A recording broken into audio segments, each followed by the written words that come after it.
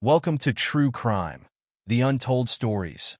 In today's episode, we delve into a tragic and chilling case from Ketchum, Idaho, where personal betrayal and financial desperation led to a grisly and horrific crime. This is the story of Lydia Crawshay, whose life was cut short in a brutal act of violence. On the morning of Tuesday, December 5, 2017, at around 8:30 a.m., Clara Matthews, a local hairstylist, grew increasingly worried about her friend Lydia Crawshay. Lydia, a 32-year-old floral designer known for her vibrant flower arrangements, had been out of touch for over a week.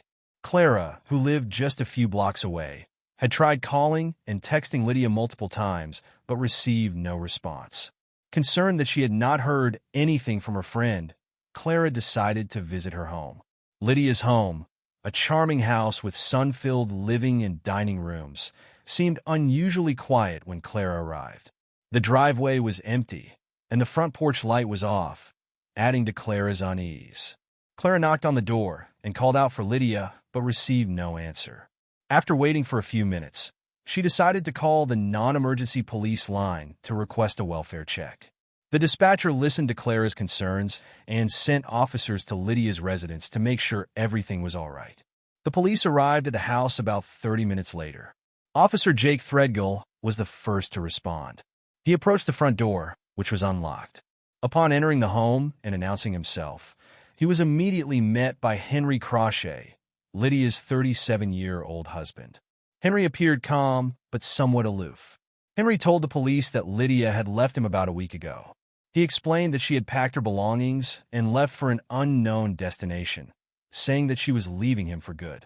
Henry's account seemed plausible at first, but his deadpan delivery and lack of concern raised red flags for the officer Threadgill. He noted, however, that there were no signs of a struggle or any immediate indication that something was wrong. Despite Henry's explanation, Officer Threadgill decided to conduct a thorough search of the house to ensure Lydia's well-being. With Henry's permission, he checked every room, looking for any signs of her presence or any indication of foul play.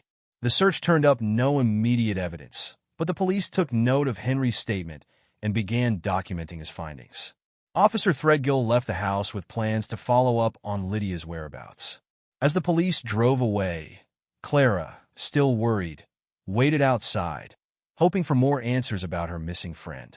The situation in Ketchum remained tense as the community awaited further updates on Lydia's sudden disappearance. Lydia Crawshay, a 32-year-old floral designer, was well known in Ketchum, Idaho for her creative and warm personality. Lydia owned a small florist shop and had a passion for designing beautiful flower arrangements, which she often showcased at local events and markets. Her home was always filled with colorful floral displays and the sweet scent of fresh flowers. Apart from her floral work, Lydia also enjoyed baking, particularly making elaborate cakes decorated with edible flowers. This blend of her artistic talents made her a beloved figure in the community. In the weeks leading up to her disappearance, Lydia seemed excited about a new project. She had been working on plans for a grand flower arrangement for a charity event scheduled in December. Her friends and family noted that she was especially enthusiastic about this event, which she saw as a chance to showcase her skills and contribute to a good cause. However, Lydia's personal life was not as smooth as her professional one. She had been experiencing problems in her marriage with Henry Crawshay, her 37-year-old husband. Henry, a furniture designer, had been dealing with financial stress and a growing distance which had been developing between them. Their relationship had become strained, partly due to Lydia's increasing absences and Henry's financial problems. Lydia's family and friends described her as warm-hearted and spontaneous, but also prone to making impulsive decisions. Despite her charming and caring nature, her recent behavior had raised concerns. Friends noted that Lydia had become more withdrawn and less responsive in the weeks before her disappearance. Her last known activity involved preparing for the charity event, which she had been eagerly looking forward to. Lydia's excitement for this project was evident in her conversations with friends, who saw it as a bright spot in her life. When Lydia suddenly went missing, her friends and family were left puzzled and worried. Clara Matthews, a close friend, had been trying to reach Lydia without success. Her concern led to the police welfare check, where Lydia's husband Henry provided an explanation that only deepened the mystery. The community of Ketchum was left in suspense, hoping for more answers about Lydia's sudden and unexplained absence. After Clara Matthews reported her concerns about her missing friend Lydia Crawshay to the police on December 5, 2017, Officer Jake Threadgill conducted a welfare check at Lydia's home on Birch Lane and Elm Avenue in Ketchum, Idaho. He arrived at the residence around 9 a.m., finding Lydia's husband, Henry Crawshay, there. Henry, a 37-year-old furniture designer, told the officers that Lydia had left him about a week earlier. According to Henry, Lydia had packed up her belongings and departed without leaving any forwarding address or further explanation, only saying that she was leaving him for good. His calm demeanor and lack of any visible concern raised some questions for the officer. But after receiving Henry's permission to take a look around the house, he did not find any immediate signs of foul play during his first visit. The house was neat and tidy, with no signs of a struggle or any obvious clues that something was wrong. Henry's account of Lydia leaving him seemed plausible at first, given the absence of any clear evidence of a crime. However, Officer Threadgill decided to document his findings and leave the case open for further investigation. Clara, deeply troubled by the police's initial findings, felt that Henry's explanation did not add up. She had known Lydia for years, and the two talked nearly every day, but neither she nor Lydia's family had heard from her in over a week, making Clara strongly suspect that something more sinister might be involved. After the police left Lydia's home, Clara took her concerns to the authorities once more. She insisted that they investigate Henry further, believing that his story about Lydia leaving was suspicious. Clara's insistence led to a follow-up meeting with Detective Glenn Cunningham, a seasoned investigator known for his thoroughness. Clara explained her growing fear that Henry might be hiding something. She described Lydia's recent behavior and the strained relationship between Lydia and Henry, which had been evident to her. Detective Cunningham listened carefully to Clara's concerns and agreed to look into Henry's story more deeply. He requested a more detailed search of Lydia's home and additional interviews with Henry and Lydia's friends, family, and acquaintances. The detective was determined to uncover any discrepancies in Henry's account and find out what had really happened to Lydia. Henry Crawshay, the 37-year-old husband of Lydia Crawshay, became a primary suspect in the investigation following his wife's disappearance in early December 2017. A furniture designer known for his reserved nature, Henry had been facing mounting financial problems and had a strained relationship with Lydia. The tension between them was a key focus for the police. On December 12, 2017, Detective Glenn Cunningham and his team revisited Henry's story. They wanted to verify his claim that Lydia had left him. Henry had told the police that Lydia packed up and left a week ago, but he had not provided any details about where she might have gone, saying she had not told him anything, only that she was leaving him for good. His calm and somewhat detached demeanor during the initial welfare check had raised concerns for Detective Cunningham. As a follow-up to the initial interview, Detective Cunningham conducted a thorough interrogation of Henry at the Ketchum Police Department. During questioning, Henry seemed nervous but maintained that Lydia had left him. He explained that their marriage had been troubled due to financial stress and her recent behavior, which he described as increasingly distant. Henry claimed that Lydia had taken her personal belongings and left, telling him only that she was leaving him for good. The detective noted that Henry's account was inconsistent in several areas. For example, he could not provide clear details about Lydia's departure, such as the exact date she left.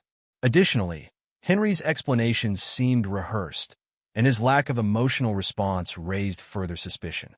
Henry was asked about the state of the house and whether Lydia had left behind any personal items or messages. He insisted that she had left in a hurry and had not left any notes or information. The police also examined Henry's alibi to confirm his whereabouts during the week Lydia supposedly left. Detective Cunningham also reviewed financial records and found evidence of recent monetary issues. Henry had been struggling with debt, which added to the motive for potentially harming Lydia. The police focused on these financial troubles as they continued to investigate the possibility that Henry might have been involved in Lydia's disappearance. As the investigation progressed, the police remained skeptical of Henry's story, although they had no concrete evidence that he had harmed Lydia. They continued to gather evidence and interview other potential witnesses, hoping to find more clues that would shed light on Lydia's fate and determine whether Henry was involved in any wrongdoing. As the investigation into Lydia Crawshay's disappearance continued, attention turned to another key figure, Clara Matthews. Clara, a 31-year-old hairstylist and close friend of Lydia, had been one of the last people to see Lydia before she went missing. The police needed to understand Clara's involvement and determine if she had any role in Lydia's sudden absence. On December 13, 2017, Detective Glenn Cunningham interviewed Clara at the Ketchum Police Department. Clara was known for her vibrant and energetic personality, traits that made her well-liked in the community. She had been a supportive friend to Lydia for several years, and her concern over Lydia's sudden disappearance had led her to contact the police. During the interview, Clara appeared emotional and distressed. She explained that Lydia had been out of touch for over a week, which was highly unusual. Clara had tried calling and texting Lydia multiple times, but received no replies. This lack of communication was out of character for Lydia, who was generally very responsive and social. Clara told Detective Cunningham that she had last seen Lydia about 2 weeks before her disappearance. Lydia had mentioned working on a special charity event, which was set for early December, a date which had now passed. Lydia seemed excited and enthusiastic about the event, and Clara remembered her friend talking passionately about it. Clara described Lydia as having been in good spirits and eager to contribute to the cause. The detective asked Clara about her own activities and whereabouts around the time Lydia went missing. Clara provided a detailed account of her daily routine and her work schedule at her hair salon. She had been busy with clients and had no known issues that would suggest that she would have had a motive to harm Lydia. Clara's alibi was checked, and her phone records confirmed that she had been actively trying to reach Lydia. Detective Cunningham also inquired about Clara's relationship with Lydia. While Clara was clearly a close friend, there was no evidence of any conflict or reason for Clara to harm Lydia. Clara had been known to be competitive and driven in her career, but there were no indications that these traits were linked to Lydia's disappearance. The police continued to investigate Clara's background, checking with mutual friends and acquaintances to gather more information. Clara was cooperative throughout the process, hoping to assist in finding her missing friend. No immediate evidence emerged that connected Clara to Lydia's disappearance. Clara's involvement was carefully scrutinized, but she was consistently cleared of any wrongdoing. The focus remained on understanding Lydia's whereabouts and uncovering the truth behind her sudden absence. As the days went by, the police remained determined to solve the case and bring answers to Lydia's family and friends. The investigation continued, with Clara's cooperation playing a crucial role in moving the case forward and seeking justice for Lydia Crawshay. In the investigation into Lydia Crawshay's disappearance, attention also turned to Daniel Greenfield. According to Clara, Daniel, a 26-year-old graphic artist, had been having an affair with Lydia, and their on-again, off-again relationship was known for its intense and dramatic moments. With Lydia now missing, the police needed to explore Daniel's potential involvement in her disappearance. On December 18, 2017, Detective Glenn Cunningham and his team interviewed Daniel at his studio in Ketchum. Daniel was known for his artistic and free-spirited personality. He had a reputation for being impulsive and emotional, traits that were evident in his relationship with Lydia. The two had shared a passionate but turbulent connection. During the interrogation, Daniel appeared anxious and upset. He explained that he and Lydia had been having an affair for several months but had recently been in an on-again, off-again phase. Daniel described their relationship as complex and full of highs and lows. He mentioned that Lydia had seemed stressed and preoccupied in the days leading up to her disappearance. Daniel told Detective Cunningham that he last saw Lydia about 2 weeks before she went missing. They had argued during their last meeting, which had left him worried about her state of mind. He claimed that Lydia had expressed frustration about her personal life and work, but did not mention any plans to leave town or disappear. The police were interested in Daniel's alibi during the week Lydia was said to have gone missing. Daniel provided details about his activities, including working on several graphic design projects and attending art shows. His alibi was reviewed and cross-checked with his email and phone records, which showed him working late on several nights, but could not definitely confirm his alibi. While his alibi did seem plausible, the emotional nature of his relationship with Lydia raised some concerns. Detective Cunningham also looked more closely into the nature of Daniel's relationship with Lydia. Their relationship was known to be passionate, but it also had moments of tension and conflict. Daniel admitted that they had frequent arguments, but he insisted that he had no reason to harm Lydia. The detective reviewed their communication records and found no evidence of threats or violent behavior from Daniel. Despite his cooperation, Daniel's involvement in Lydia's disappearance could not be completely ruled out. The police continued to monitor his activities and interviewed people who knew him and Lydia. They looked for any inconsistencies in his statements and searched for clues that could connect him to Lydia's sudden disappearance. The investigation into Daniel Greenfield was part of a broader effort to uncover the truth about Lydia's whereabouts. As the search for answers continued, the community of Ketchum remained on edge, hoping for a resolution to the troubling case. Detective Cunningham and his team were determined to explore every lead and ensure that Lydia Crawshay was not forgotten. On December 19, 2017, just 2 weeks after Lydia Crawshay was reported missing, the investigation into her disappearance took a significant turn. Detective Glenn Cunningham and his team received a crucial tip after interviewing neighbors of Henry and Lydia Crawshay in Ketchum, Idaho. Neighbors had reported hearing loud voices and noises from the Crawshay residence around the time of Lydia Crawshay's disappearance. And most importantly, no neighbors had reported seeing Lydia Crawshay leaving or outside the home anytime during the period Henry claimed that she had left him, nor had any security cameras in the area captured her leaving. This information led the police to revisit the Crawshay residence to investigate further. Earlier in the investigation, Detective Cunningham and his team had conducted an initial search of the home and found it clean and orderly, with no immediate signs of a struggle. Henry Crawshay, Lydia's husband, had claimed that Lydia had left him unexpectedly. However, this new information suggested that there might be more to the story. That morning, Detective Cunningham and his team arrived at the Crawshay home around 8:30 a.m. They started a more detailed search, focusing on areas they had not thoroughly examined during their previous visit. The team carefully checked every room, closet, and storage space, as well as the backyard. During this detailed search, police discovered something startling. In the basement of the home, they found a large freezer. Inside the freezer were several black plastic bags. When asked what was in the bags, Henry, an avid hunter, claimed that it contained the remains of a deer that he had shot. But when the police opened the bags, they were shocked to find what remained of the body of Lydia Crawshay. The body had been carefully sectioned and cut into pieces, with only the head and a few other parts remaining. The discovery of Lydia's body in the freezer was the turning point in the investigation. It directly contradicted Henry Crawshay's claim that Lydia had left him and confirmed that she had met with foul play. Detective Cunningham quickly arranged for forensic experts to examine the scene and the body.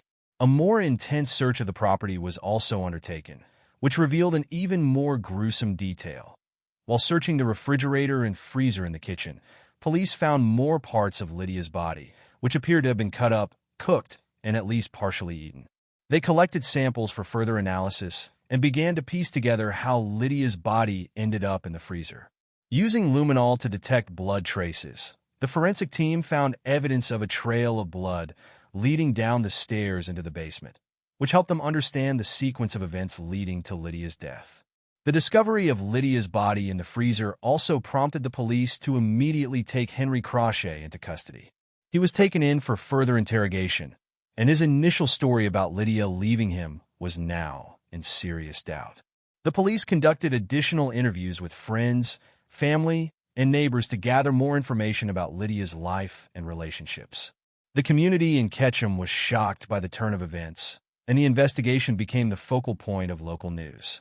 The police worked tirelessly to unravel the details surrounding Lydia's tragic death and to seek justice for her. As the investigation continued, the evidence collected from the Crawshay home would play the decisive role in determining what had happened to Lydia and in making her husband accountable for her murder. On December 19, 2017, the Ketchum Police Department made a major breakthrough in their investigation. Henry Crawshay had now been identified as the killer of his wife, Lydia Crawshay, and had been placed under arrest for her murder. The evidence they had uncovered pointed clearly towards him. Henry, a 37-year-old furniture designer, had initially claimed that Lydia left him unexpectedly.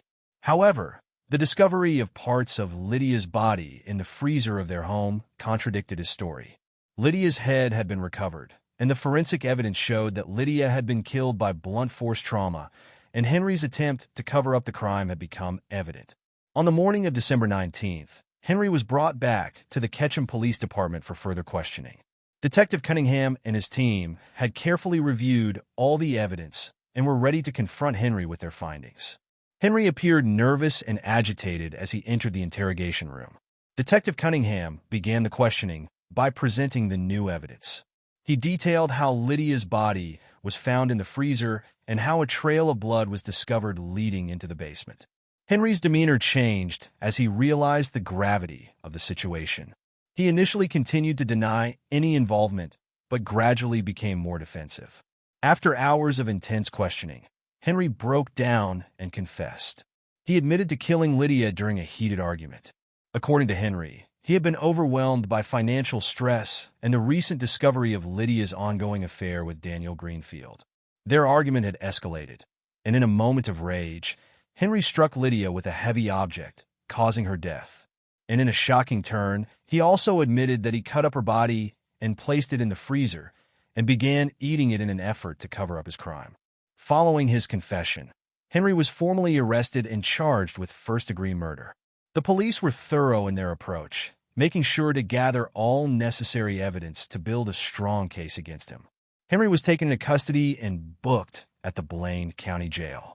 He was held without bail as the legal process began. Henry's arrest shocked the community of Ketchum. Lydia Crawshay was well known and liked, and her sudden disappearance and violent death had left many people grieving. Friends and family were devastated by the news of her murder and the realization that someone so close to her had committed such a crime. In the days following Henry's arrest, the police continued to investigate to ensure that all aspects of the case were thoroughly examined. They reviewed all evidence and worked closely with the district attorney's office to prepare for the upcoming trial, hoping that the trial would provide answers and some sense of closure for Lydia's family and friends. The trial of Henry Crawshay for the murder of his wife, Lydia Crawshay, began on March 12, 2018, at the Blaine County Courthouse in Haley, Idaho. Lydia's family and friends were eager to see justice served for her tragic death. The prosecution, led by District Attorney Harold Godfrey, presented a strong case against Henry Crawshay. Godfrey, 52 years old, known for his meticulous approach and dedication to seeking justice, argued that Henry had acted out of rage and premeditation. He detailed the evidence, including the confession Henry made to the police and the forensic proof that Lydia had been killed by blunt force trauma.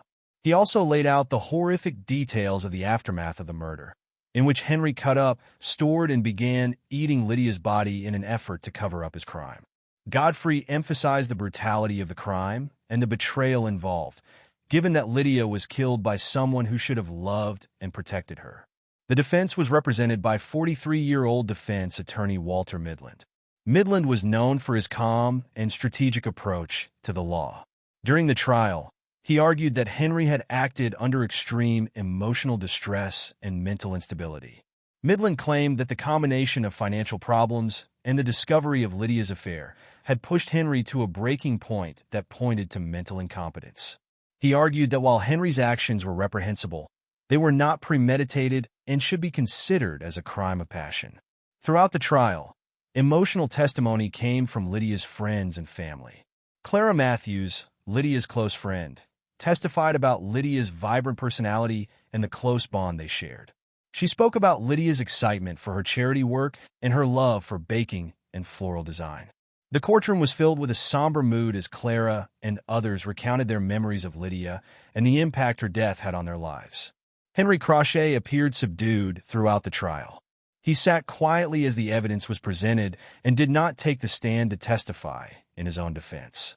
His demeanor was a stark contrast to the angry and defensive attitude he had shown during the police interrogation. On April 3, 2018, after several weeks of testimony and evidence presentation, the jury reached a unanimous verdict.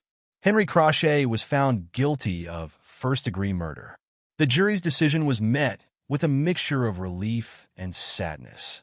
Lydia's family felt that justice had been served, but they remained deeply shattered by her loss.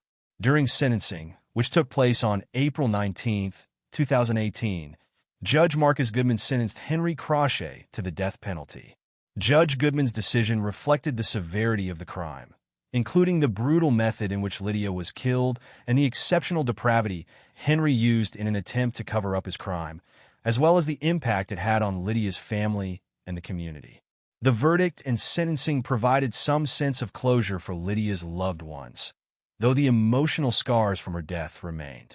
Friends and family members of Lydia were relieved to see that justice had been done, but they also continued to mourn the loss of a beloved member of their community. As Henry Crawshay began serving his sentence, the case served as a stark reminder of the devastating consequences of violence and the importance of seeking justice for victims of crime. Hey, interested in more real-life murder mysteries? Be sure to like our content and subscribe to our channel for more true crime stories. Do you have any thoughts about this case or have a case of your own you'd like us to investigate? Leave us a comment. Until then, stay safe. Following Henry Crawshay sentencing for the murder of his wife, Lydia Crawshay, life in the small town of Ketchum, Idaho began to slowly return to normal, but the impact of the case was deeply felt by everyone involved. The trial had been a traumatic experience for Lydia's family, friends, and the local community.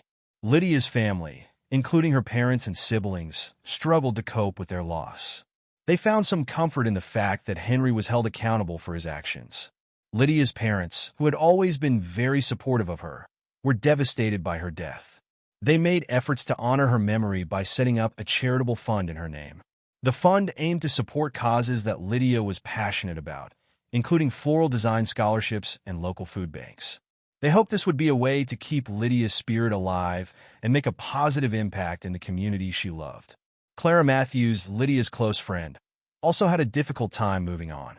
Clara had been a crucial part of the investigation, and her testimony in court was both emotional and heart-wrenching. She continued to grieve for Lydia and found solace in maintaining their friendship's legacy. Clara remained active in the community and used her influence to support charitable events, often dedicating them to Lydia. She also worked to raise awareness about domestic violence, inspired by Lydia's tragic story. For the Ketchum community, the trial and subsequent conviction were sobering. Ketchum, a quiet town known for its picturesque winter landscapes and close-knit community, had been shaken by the case. The local residents were deeply affected by the brutal nature of the crime and the fact that someone from their own community could commit such an unspeakable act. Community members held vigils and memorials for Lydia, coming together to support one another and remember her as the vibrant and kind person she had been. Henry Crawshay is currently on death row at the Idaho Maximum Security Institution near Kuna, Idaho. He was placed in a maximum security facility where he had to adjust to the harsh realities of prison life. Henry's attempts to appeal the conviction have so far been unsuccessful, and he remains behind bars, reflecting on the crime that had irrevocably altered so many lives. The legal system and local law enforcement in Ketchum continued to work on improving their procedures and outreach efforts in the wake of the case. The investigation and trial had brought attention to issues such as domestic violence and the importance of thorough and compassionate handling of such cases. The Ketchum Police Department reviewed their protocols to ensure better support for victims and their families in future cases. Overall, while the conviction of Henry Crawshay brought some sense of justice, the aftermath of Lydia Crawshay's murder left lasting scars on her loved ones and the community. The efforts to honor Lydia's memory and address the broader issues highlighted by her case continue to play a role in the lives of those affected. The tragic murder of Lydia Crawshay is a stark reminder of how personal strife and emotional betrayal can quickly escalate into violence. The case not only highlights the depths of human despair, but also underscores the resilience of a community coming to terms with a profound loss. Join us next time on True Crime, The Untold Stories, as we explore another case that reveals the darker sides of human nature.